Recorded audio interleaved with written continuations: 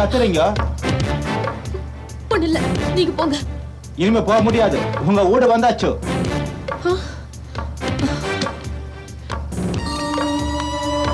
காலையில பில் அனுப்பிடுங்க, அப்பா பே பண்ணிடுவாங்க. ஓகேம்மா.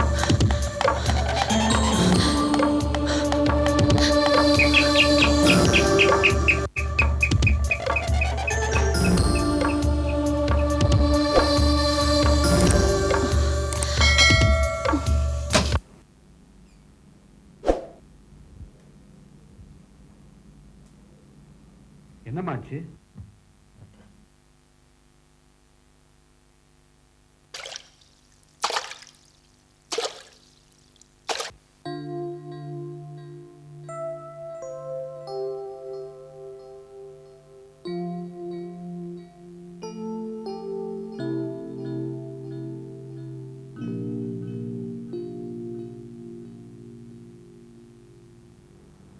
மணிமொழி, ஏன் ஒரு மாதிரியா இருக்க?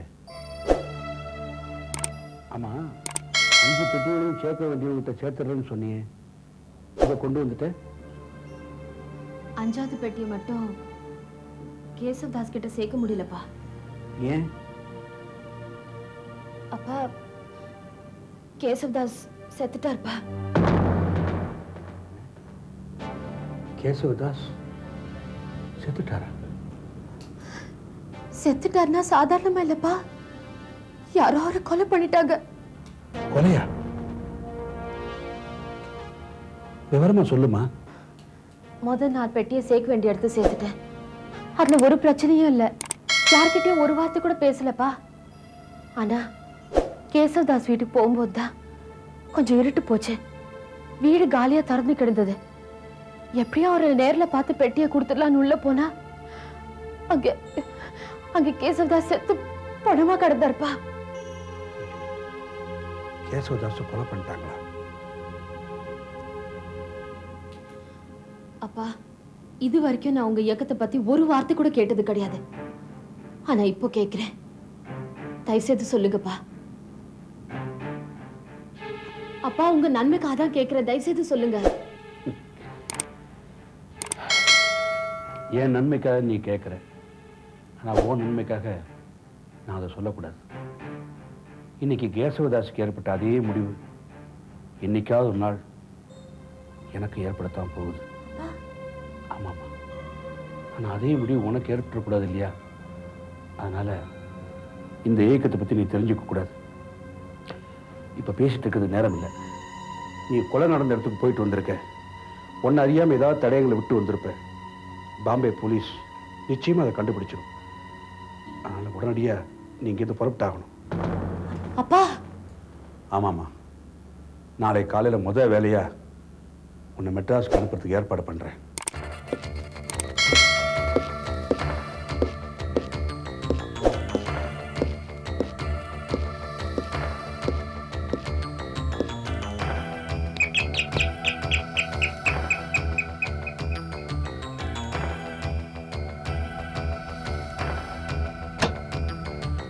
நீயா?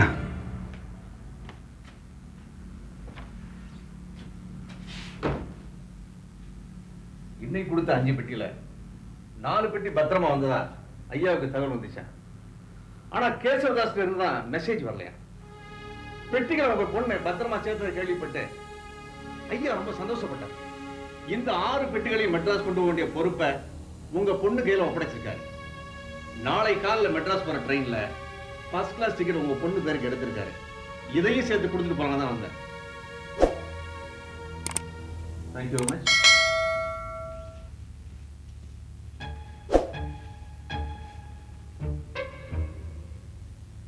அப்பா, இதுல என் பேரு வயசு எல்லாம் கரெக்டா இருக்கே. உங்க ஐயாக்கு எப்படி இதெல்லாம் தெரியும்? அதனால தான் அவர் எங்கள் இயக்கத்துக்கு தலைவராக இருக்காரு.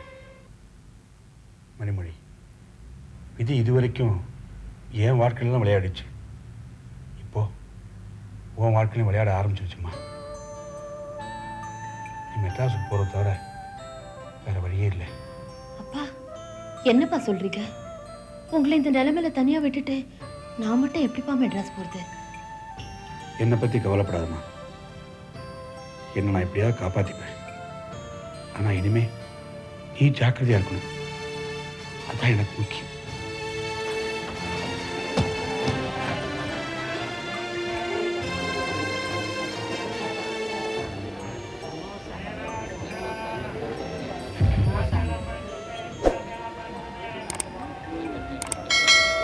நாம பெரிய நேரம் வந்துருச்சு.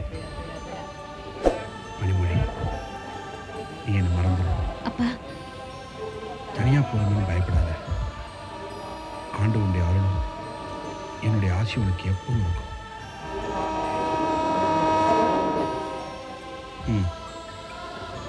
வரேம்மா.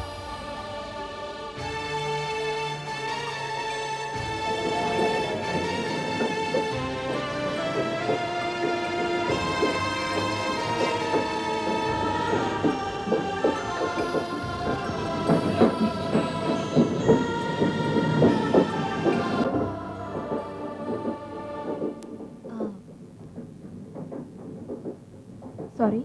It's all right.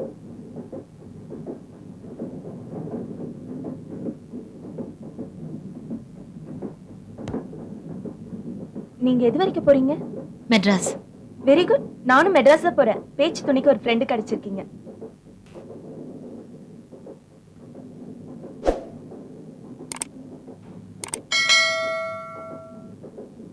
ஆமா, உங்க பேர் என்னன்னு சொல்லவே இல்லையே. மணிமொழி. அட, ஆச்சரியமா இருக்கே. என் பேரும் மணிமொழி தான். நிஜமாவா? ஆமாங்க. மெட்ராஸ்ல நீங்க எங்க இருக்கீங்க? மெட்ராஸ்ல நான் எங்க இருக்க போறேன்னு எனக்கே தெரியல. நான் பிறந்து வளர்ந்ததெல்லாம் பாம்பே தான். எனக்கு அம்மா இல்ல, அப்பா மட்டும்தான். அப்பா கொஞ்ச நாளா உடம்பு சரியில்லை. அதனால அவர் செய்ய வேண்டிய ஒரு முக்கியமான வேலையை செய்யறதுக்காக நான் மெட்ராஸ் போயிட்டு இருக்கேன். அது சரி, நீங்க? நானும் அதே மாதிரி தான். எங்க போறேன்னு எனக்கே தெரியாது. அப்படின்னா உங்க ஹஸ்பண்ட்?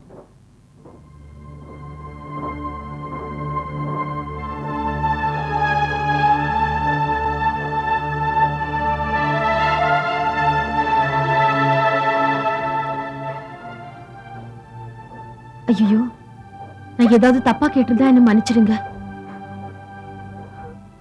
ப்ளீஸ். அப்படியெல்லாம் ஒண்ணும் இல்லை. கேட்க வேண்டிய கேள்விதான் கேட்டிருக்கீங்க. எங்க ஹஸ்பண்ட் ஒரு இன்ஜினியர். மெட்ராஸ்ல இருந்து பாம்பே வந்து செட்டில் ஆனாரு. எங்க பிளாட்டுக்கு பக்கத்துல தான் குடியிருந்தார்.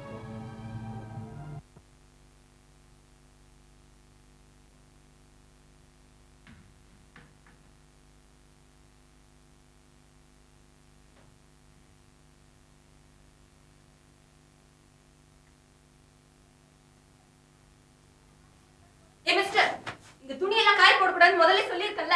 ஏமா இங்க காய போடக்கூடாதுன்னா எங்க தான் காய போடுறது? குடுக்குற வாடகை இதுக்கு சேர்த்துதான். பாத்தியா, ரூல்ஸ் பேச ஆரம்பிச்சிட்டியே. வெளியில காய போட்டா காக்கா குருவிலாம் வந்து அசிங்கப்படுத்துது. துணி என்ன ஒரே நாத்தடிக்குது. அப்படின்னா துணி காயற வரைக்கும் கையில கம்போட காவல் நில்லு. என்னம்மா இது? ஏன் அந்த பையன் கிட்ட இப்படி சண்டை போட்டுக்கிட்டு இருக்க? பாவம், அவனும் உங்க அப்பா மாதிரி மெட்ராஸ்ல இருந்து இங்க புழைக்க வந்து வர்றானம்மா. அதுக்காக அப்பா இவனும் ஒண்ணாயிட முடியுமா? இங்க துணி காய போடக்கூடாதுன்னு சொன்னா அதுக்கும் சேர்த்துதான் வாடகை கொடுக்குறேன்னு ரூல்ஸ் பேசுறான். விடுமா தம்பி, அவளை பத்தி எதையும் நினைக்காத. நீ துணியை இங்கேயே காய போடு.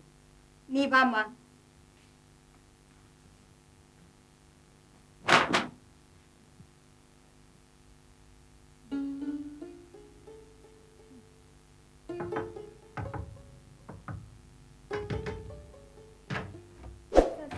காலையில இருந்து அம்மாவுக்கு ஜுரம் அதிகமா இருக்கு. என்னென்னமோ பண்ணி பார்த்தேன் சார், ஒண்ணும் முடியல. ப்ளீஸ் கொஞ்சம் வந்து பாருங்க.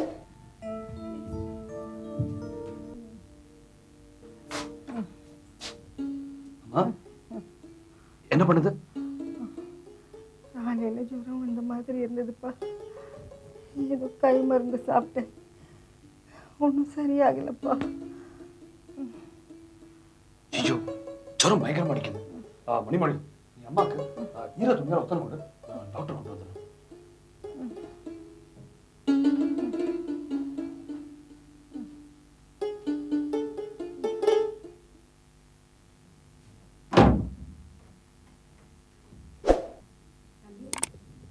ஹோட்டலில் சாப்பிட்டு போறீங்களா? ஆமா.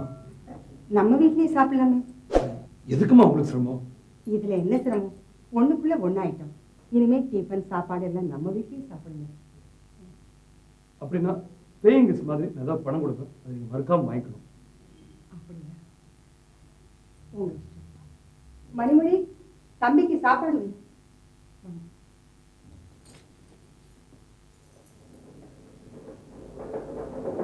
அதுலேருந்து எங்கள் வீட்டில் ரெகுலராக சாப்பிட ஆரம்பித்தார். அதுக்கப்புறம் நாங்கள் 2 பேரும் உயிருக்கு உயிராக பழக ஆரம்பித்தோம்.